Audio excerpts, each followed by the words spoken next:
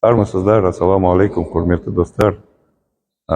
Сегодня, 25 января, в Доме дружбы города Актау прошло праздничное мероприятие, посвященное тому, что наша адайская, исконно казахская порода лошадей получила свой паспорт, получила патент. И сегодня это есть селекционное достижение, о котором мы можем заявить по всему миру. Это исторический день. Это исторический день для нашей области, для нашей страны. И когда прозвучало мое имя, это было невероятно неожиданно.